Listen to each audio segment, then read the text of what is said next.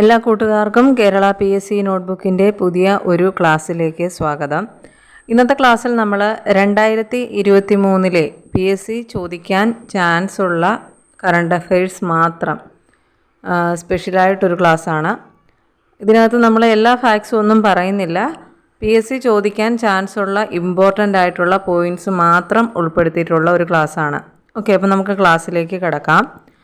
ലോകത്തിലെ ഏറ്റവും വലിയ താളിയോല രേഖാ മ്യൂസിയം ഉദ്ഘാടനം ചെയ്യപ്പെട്ടത് എവിടെയാണ്? ലോകത്തിലെ ഏറ്റവും വലിയ താളിയോല രേഖാ മ്യൂസിയം ഉദ്ഘാടനം ചെയ്യപ്പെട്ടത് നമ്മുടെ കേരളത്തിൽ തിരുവനന്തപുരത്താണ്. ഓർത്തിരിക്കുക. ഇനി ഇന്ത്യയിലെ ആദ്യ ഭരണഘടനാ സാക്ഷരതാ ജില്ലയായി പ്രഖ്യാപിക്കപ്പെട്ടത് ഏത് ജില്ലയാണ്? ഇത് ഇപ്പോൾ പ്രീവിയസ് ക്വസ്റ്റ്യൻ ആണ്. ഇത് ഓൾറെഡി കുറച്ച് പരീക്ഷകൾക്കൊക്കെ ചോദിച്ചു. കൊല്ലമാണ് ഇവിടുത്തെ ആൻസർ. ഇന്ത്യയിലെ ആദ്യ ഭരണഘടനാ സാക്ഷരതാ ജില്ലയായിട്ട് തിരഞ്ഞെടുക്കപ്പെട്ടത് കൊല്ലമാണ്. ഡിജിറ്റൽ ബാങ്കിംഗ് നടപ്പിലാക്കിയ ആദ്യ സംസ്ഥാനം എന്ന ബഹുമതി നേടിയ സംസ്ഥാനം ഏതാണ്? അതും നമ്മുടെ സ്വന്തം കേരളമാണ്. ഡിജിറ്റൽ ബാങ്കിങ് നടപ്പിലാക്കിയ ആദ്യ സംസ്ഥാനം എന്ന ബഹുമതി നേടിയെടുത്തത്.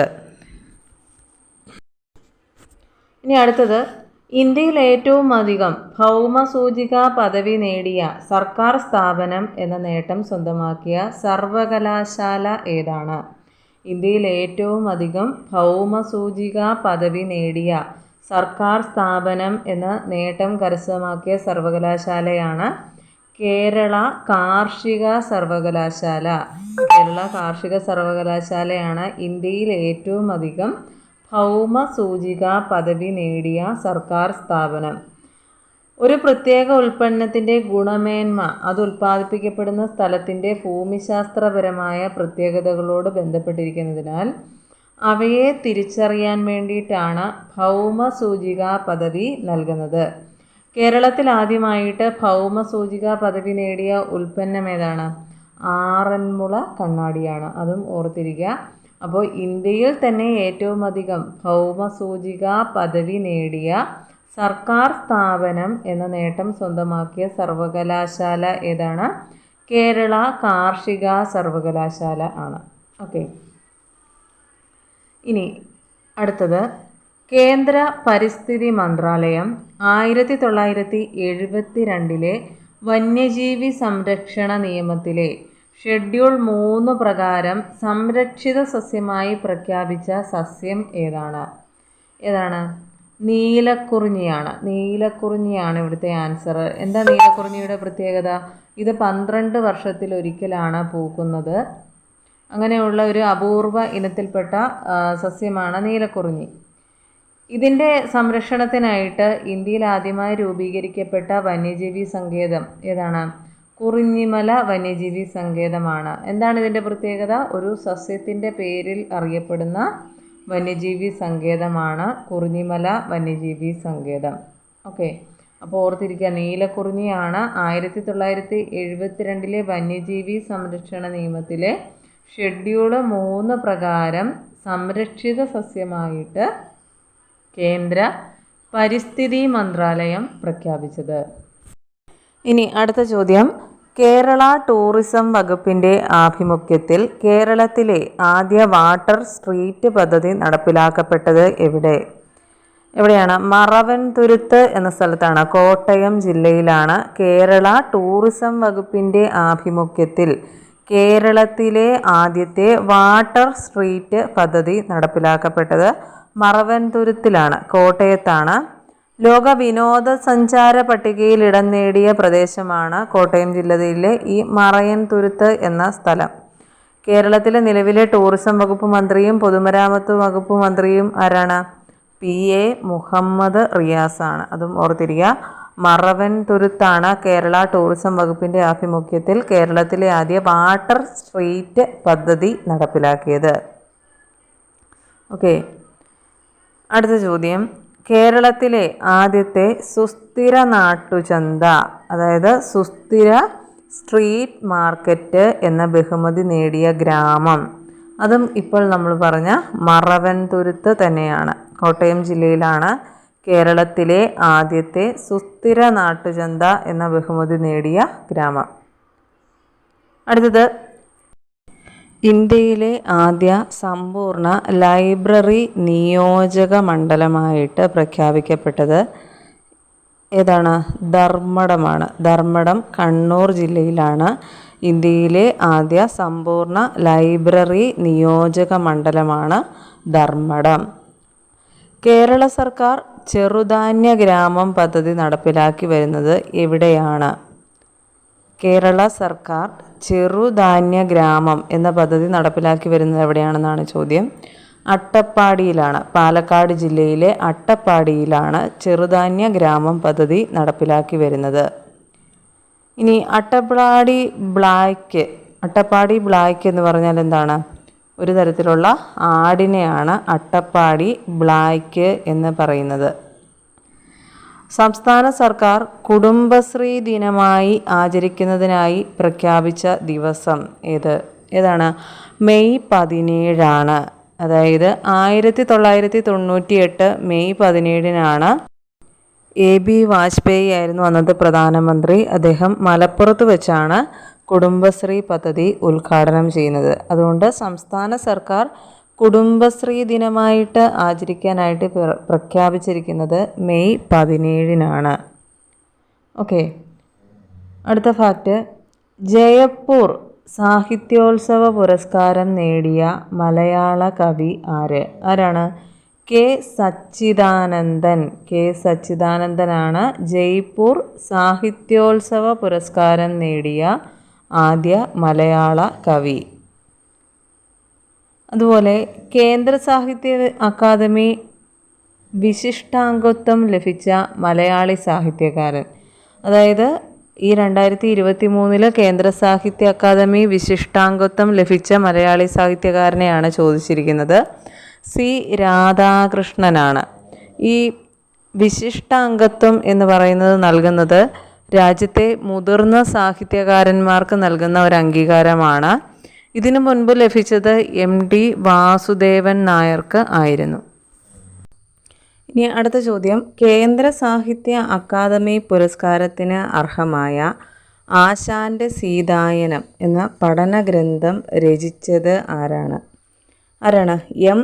തോമസ് മാത്യു എന്നയാളാണ്. കേന്ദ്ര സാഹിത്യ അക്കാദമി പുരസ്കാരത്തിന് അർഹമായ ആശാൻ്റെ സീതായനം എന്നതൊരു പഠന ഗ്രന്ഥമാണ്. അത് രചിച്ചതാരാ? M. തോമസ് മാത്യു ആണ്. ഇനിയും ഒരു രചനയുമായി ബന്ധപ്പെട്ട ഒരു ഫാക്റ്റാണ്. ഒരു അന്വേഷണത്തിൻ്റെ കഥ എന്ന ആത്മകഥ ആരുടേതാണ്? ഒരു അന്വേഷണത്തിൻ്റെ കഥ എന്ന ആത്മകഥ കെ വേണുവിൻ്റേതാണ്. ഫെഡറൽ ബാങ്ക് ഏർപ്പെടുത്തിയ പ്രഥമ സാഹിത്യ പുരസ്കാരം ലഭിച്ചത് കെ വേണുവിൻ്റെ ഒരു അന്വേഷണത്തിൻ്റെ കഥ എന്ന ആത്മകഥയ്ക്കാണ്. ഓക്കെ, അപ്പോൾ ഒരു അന്വേഷണത്തിൻ്റെ കഥ എന്ന ആത്മകഥ ആരുടേതാണ്? കെ വേണുവിൻ്റേതാണെന്ന് ഓർത്തിരിക്കുക. ഇനി അടുത്തൊരു ഫാക്റ്റ്, മാധ്യമരംഗത്തെ മികവിന് കേരള സർക്കാർ നൽകി വരുന്ന 2020 സ്വദേശാഭിമാനി കേസരി പുരസ്കാരത്തിന് അർഹനായ മാധ്യമപ്രവർത്തകൻ SR ശക്തിധരൻ എന്നയാളാണ്. SR ശക്തിധരൻ. 2020 സ്വദേശാഭിമാനി കേസരി പുരസ്കാരം 2023 ജനുവരിയിലാണ് പ്രഖ്യാപിച്ചത്. അതുകൊണ്ടാണ് ഈ ഫാക്റ്റ് ഇവിടെ പറയുന്നത്. എന്നാൽ ഇത് ഇമ്പോർട്ടൻ്റ് ആണ്, ഈ വർഷമാണ് കൊടുത്തതെങ്കിലും SR ശക്തിധരനാണ് സ്വദേശാഭിമാനി കേസരി പുരസ്കാരം ലഭിച്ചത്. 2022 ഓടക്കുഴൽ പുരസ്കാരം അതിന് അർഹനായതാരാ? അംബികാസുധൻ മങ്ങാടാണ്. 2022 ഓടക്കുഴൽ പുരസ്കാരം ലഭിച്ചത് അംബികാസുധൻ മാങ്ങാട്. അപ്പോൾ ഈ ഓടക്കുഴൽ പുരസ്കാരം അദ്ദേഹത്തിന് ലഭിച്ചത് ഏത് കഥാസമാഹാരത്തിനാണ് എന്നൊരു ചോദ്യം വരാം. പ്രാണവായു എന്ന കഥാസമാഹാരം ആരുടേതാണ്? അംബികാസുധൻ മങ്ങാട്. ഇദ്ദേഹവുമായി ബന്ധപ്പെട്ട മറ്റ് കൃതികൾ എൻ മഗജെ, 2 മത്സ്യങ്ങൾ, 2 മുദ്ര, ജീവിതത്തിൻ്റെ മുദ്ര, വാലില്ലാത്ത കിണ്ടി, ഒതേനൻ്റെ വാൾ, മരക്കാപ്പിലെ തെയ്യങ്ങൾ, കുന്നുകൾ പുഴകൾ തുടങ്ങിയ കൃതികളും അംബികാസുധൻ മാങ്ങാടുമായി ബന്ധപ്പെട്ടതാണ്. അപ്പോൾ ഇതുപോലെയുള്ള അവാർഡ് കിട്ടിയവരുടെ കൃതികളും പഠിച്ചിരിക്കുക. അംബികാസുധൻ മാങ്ങാടിൻ്റെ പ്രാണവായു എന്ന കഥാസമാഹാരത്തിനാണ് ഈ പറഞ്ഞ പുരസ്കാരം ലഭിച്ചത്. ഇനി ഓടക്കുഴൽ പുരസ്കാരം നൽകുന്നതാരാ? ഓടക്കുഴൽ പുരസ്കാരം നൽകുന്നത് ഗുരുവായൂരപ്പൻ ട്രസ്റ്റാണ്. 1969 ഓടക്കുഴൽ പുരസ്കാരം ഏർപ്പെടുത്തിയത്. ഇത് ആദ്യമായി ലഭിച്ചത് വെണ്ണിക്കുളം ഗോപാലക്കുറുപ്പിനാണ്. ഇനി അടുത്തത് കേരള സർക്കാർ നൽകി വരുന്ന ഹരിവരാസന പുരസ്കാരം 2023 ലഭിച്ചതാർക്ക്? ആർക്കാണ്? ശ്രീകുമാരൻ തമ്പി. ശ്രീകുമാരൻ തമ്പിക്കാണ് 2023 ഹരിവരാസനം പുരസ്കാരം ലഭിച്ചത്. ആദ്യത്തെ ഹരിവരാസന പുരസ്കാരം ഇത് കൊടുത്തത് 2012 അത് ലഭിച്ചത് KJ യേശുദാസിനായിരുന്നു. 2022 ഹരിവരാസന പുരസ്കാരം ആലപ്പി രംഗനാഥിന് ആയിരുന്നു. ഹരിവരാസന പുരസ്കാരം നേടിയ ചലച്ചിത്ര പിന്നണി ഗായിക ആരാണ്? KS ചിത്രയാണ്. അംബേദ്കർ എ ലൈഫ് എന്ന ജീവചരിത്ര ഗ്രന്ഥം രചിച്ചത് ആരാണ്? ഇത് 2023 വർഷത്തിലാണ് പ്രസിദ്ധീകരിച്ചത്. ഇത് രചിച്ചതാരാ? ശശി തരൂരാണ്. ഇദ്ദേഹത്തിൻ്റെ മറ്റ് രചനകളാണ് ദ പാരഡോക്സിക്കൽ പ്രൈം മിനിസ്റ്റർ, അതുപോലെ why I am a Hindu, India from midnight to millennium എന്നീ കൃതികൾ രചിച്ചതും ശശി തരൂരാണ്. അപ്പോൾ അംബേദ്കർ എ ലൈഫ് എന്ന ജീവചരിത്ര ഗ്രന്ഥം രചിച്ചത് ശശി തരൂരാണെന്ന് ഓർത്തിരിക്കുക. ഇനി അടുത്തത് 2023 പന്തളം കേരളവർമ്മ കവിതാ പുരസ്കാരം ലഭിച്ചത് K ജയകുമാറിനാണ്. 2023 പന്തളം കേരളവർമ്മ കവിതാ പുരസ്കാരം. ഇദ്ദേഹത്തിൻ്റെ പിങ്കളകേശിനി എന്ന കവിതാ സമാഹാരത്തിനാണ് ഈ പുരസ്കാരം ലഭിച്ചതെന്നും ഓർത്തിരിക്കുക. വൈക്കം മുഹമ്മദ് ബഷീർ സ്മാരക ട്രസ്റ്റിൻ്റെ 15ാമത് ബഷീർ പുരസ്കാരം 2022 അവാർഡാണ്. 15ാമത് ബഷീർ പുരസ്കാര ജേതാവ് M മുകുന്ദൻ്റെ നൃത്തം ചെയ്യുന്ന കുടകൾ എന്ന നോവലിനാണ് ലഭിച്ചിരിക്കുന്നത്. 2022 15ാമത് ബഷീർ പുരസ്കാരം M മുകുന്ദൻ നൃത്തം ചെയ്യുന്ന കുടകൾ. ഇനി അടുത്തത് ഇന്ത്യയിലെ ഏറ്റവും വലിയ ചുമർ ചിത്രമായി പ്രഖ്യാപിക്കപ്പെട്ട ഫ്രീഡം വാൾ മ്യൂറൽ ആർട്സ് കേരളത്തിൽ എവിടെ സ്ഥിതി ചെയ്യുന്നു? എവിടെയാണ്?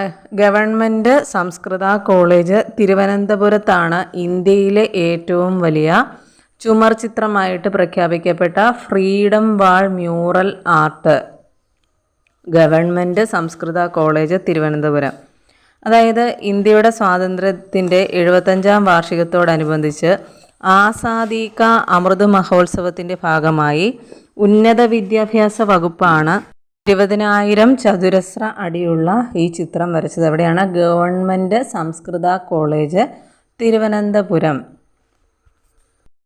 ഇനി രാജ്യസഭയുടെ ഉപാധ്യക്ഷ പാനലിലേക്ക് തിരഞ്ഞെടുക്കപ്പെട്ട ആദ്യ നോമിനേറ്റഡ് അംഗം ആരാ?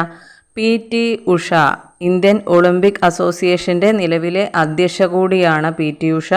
ഇന്ത്യൻ ഒളിമ്പിക് അസോസിയേഷൻ്റെ അധ്യക്ഷയാകുന്ന ആദ്യ വനിതയും PT ഉഷ തന്നെയാണ്. അപ്പോൾ രാജ്യസഭയുടെ ഉപാധ്യക്ഷ പാനലിലേക്ക് തിരഞ്ഞെടുക്കപ്പെട്ട ആദ്യ നോമിനേറ്റഡ് അംഗം ആരാ?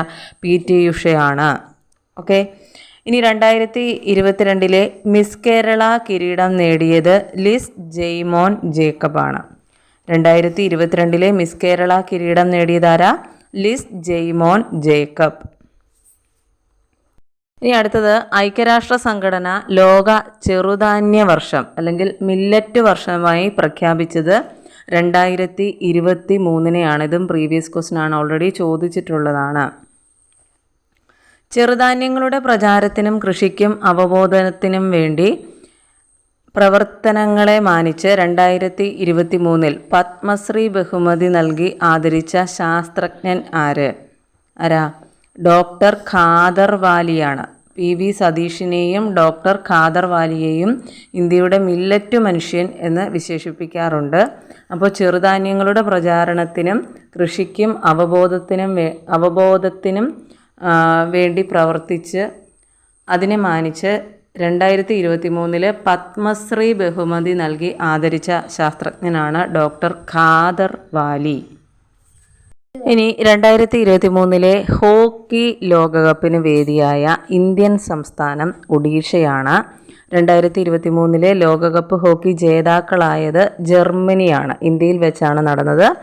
ഒഡീഷയിലായിരുന്നു. ഫൈനലിൽ ആരെയാണ് തോൽപ്പിച്ചത്? ബെൽജിയത്തെ തോൽപ്പിച്ചാണ് ജർമ്മനി കിരീടം നേടിയത്. 2023 ഹോക്കി ലോകകപ്പിൻ്റെ ഭാഗ്യചിഹ്നം ഒലി എന്ന ആമയാണ്. അപ്പോൾ 2023 ഹോക്കി ലോകകപ്പിന് വേദിയായത് ഒഡീഷ, ജേതാക്കൾ ജർമ്മനിയാണ്. ഫൈനലിൽ ബെൽജിയത്തെയാണ് തോൽപ്പിച്ചത്. ഇതിൻ്റെ ഭാഗ്യചിഹ്നം ഒലി എന്ന ആമ. ഈ ഹോക്കി നടന്ന സ്റ്റേഡിയത്തിന് പ്രത്യേകതയുണ്ട്. ലോകത്തിലെ ഏറ്റവും വലിയ ഹോക്കി സ്റ്റേഡിയമാണ് റൂർക്കേല, ഒഡീഷയിലെ ബിർസ മുണ്ട ഹോക്കി സ്റ്റേഡിയം. റൂർക്കേലയിലുള്ള ലോകത്തിലെ ഏറ്റവും വലിയ ഹോക്കി സ്റ്റേഡിയത്തിന് ആദിവാസി നേതാവായിട്ടുള്ള ബിർസ മുണ്ടയുടെ പേരാണ് നൽകിയിരിക്കുന്നത്. ലോകത്തിലെ ഏറ്റവും വലിയ ഫുട്ബോൾ സ്റ്റേഡിയം ഏതാ? ഉത്തര കൊറിയയിലാണ്. First of May stadium.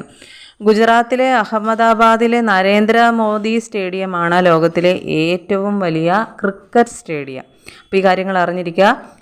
ലോകത്തിലെ ഏറ്റവും വലിയ ഹോക്കി സ്റ്റേഡിയം ഇന്ത്യയിലാണ്. റൂർക്കേലയിലെ ബിർസ മുണ്ട ഹോക്കി സ്റ്റേഡിയമാണ്. ഏറ്റവും വലിയ ക്രിക്കറ്റ് സ്റ്റേഡിയം ഏതാണ്? അത് നരേന്ദ്രമോദി സ്റ്റേഡിയമാണ്. ഗുജറാത്ത് അഹമ്മദാബാദിലാണെന്നും ഓർത്തിരിക്കുക. ഇന്ത്യയിലെ ആദ്യത്തെ സോളാർ ഗ്രാമം എന്നറിയപ്പെടുന്ന ഏതാ? മൊധേരയാണ്. മൊധേര ഗുജറാത്തിലാണെന്ന് ഓർത്തിരിക്കുക. ഇന്ത്യയിലെ ആദ്യത്തെ സോളാർ ഗ്രാമം എവിടാ? ഗുജറാത്തിലെ മൊധേരയാണ്. ഓക്കെ. അപ്പോൾ ഇത് ഖാദി ബോർഡ് LDC, അതുപോലെ ഇനി വരാൻ പോകുന്ന LDC 2024. അപ്പോൾ കഴിഞ്ഞ ദിവസം PSCയുടെ ഭാഗത്തു നിന്ന് ഒരു അറിയിപ്പ് ഉണ്ടായിട്ടുണ്ട്. പ്രിലിംസ് ഒന്നുമില്ല, മെയിൻസ് പരീക്ഷ മാത്രമേ ഉള്ളൂ. അപ്പോൾ കഴിഞ്ഞ തവണ LDCയുടെ ചോദ്യപേപ്പറിൽ നമ്മൾ കണ്ടതാണ് കറണ്ട് അഫയേഴ്സിന് നല്ല ഇമ്പോർട്ടൻസ് ഉണ്ട്. അപ്പോൾ നോട്ടിഫിക്കേഷൻ വരുന്നത് നവംബർ അവസാനത്തോടെ ആയിരിക്കും. അപ്പോൾ 2022 ജൂൺ മുതലുള്ള കറണ്ട് അഫയേഴ്സിന് മിക്കവാറും പ്രാധാന്യം കാണും. അപ്പോൾ 2023 കറണ്ട് അഫയേഴ്സ് നന്നായിട്ട് നോക്കിയിട്ട് തന്നെ വേണം പരീക്ഷയ്ക്ക് തയ്യാറെടുക്കാനായിട്ട്. അപ്പോൾ ഇത് ആദ്യമായിട്ടൊരു ക്ലാസ്സാണ്. അപ്പോൾ ഈ ക്ലാസ്സിന് നിങ്ങൾ എങ്ങനെ സപ്പോർട്ട് തരുന്നു അതിനനുസരിച്ച് ഇതിൻ്റെ ബാക്കി ഈ വർഷത്തെ കറണ്ട് അഫയേഴ്സ് നമ്മളിങ്ങനെ ഒരു സെഷനായിട്ട് ചെയ്തു പോകാനായിട്ടാണ് ഉദ്ദേശിക്കുന്നത്. ഓക്കെ. അപ്പോൾ ക്ലാസ്സൊക്കെ ഇഷ്ടപ്പെട്ടാൽ നിങ്ങൾ ലൈക്ക് ചെയ്യുക. നിർദ്ദേശങ്ങളും അഭിപ്രായങ്ങളും കമൻറ്റായിട്ട് അറിയിക്കുക. ടെലഗ്രാം ചാനലിൽ ജോയിൻ ചെയ്യാൻ താല്പര്യമുള്ളവർ ടെലഗ്രാം ചാനലിൽ ജോയിൻ ചെയ്യുക. നിങ്ങൾക്ക് ഓരോ ദിവസത്തെയും കറണ്ട് അഫയേഴ്സ് പഠിക്കാൻ താല്പര്യമുള്ളവർക്ക് അവിടെ തരുന്നുണ്ട്. ഓക്കെ. അപ്പോൾ LDCക്ക് വേണ്ടിയിട്ട് നമ്മളൊരു ഡെയിലി ടൈം ടേബിൾ വെച്ചുള്ള ക്ലാസ്സും സ്റ്റാർട്ട് ചെയ്യുന്നതായിരിക്കും. അപ്പോൾ താല്പര്യമുള്ളവരൊക്കെ ടെലഗ്രാം ചാനലും കൂടി ജോയിൻ ചെയ്യുക കേട്ടോ. ഓക്കെ. അപ്പം ഇനി ഖാദി ബോർഡ് LDCയുടെ സെക്കൻഡ് സ്റ്റേജിൻ്റെ റിലേറ്റഡ് ഫാക്ട്സിൻ്റെ ക്ലാസ് ആയിരിക്കും ഇതിന് ശേഷം വരുന്നത്. അപ്പോൾ അടുത്ത ക്ലാസ്സിൽ വീണ്ടും കാണാം. ചാനൽ സബ്സ്ക്രൈബ് ചെയ്തിട്ടില്ലാത്തവർ നിങ്ങൾക്ക് ക്ലാസ് കണ്ടിട്ട് ഉപകാരപ്രദമാകുന്നു എന്ന് തോന്നുവാണെങ്കിൽ ചാനലും കൂടി ഒന്ന് സബ്സ്ക്രൈബ് ചെയ്ത് സപ്പോർട്ട് ചെയ്യുക. ഓക്കെ. അപ്പോൾ അടുത്ത ക്ലാസ്സിൽ വീണ്ടും കാണാം. Thank you.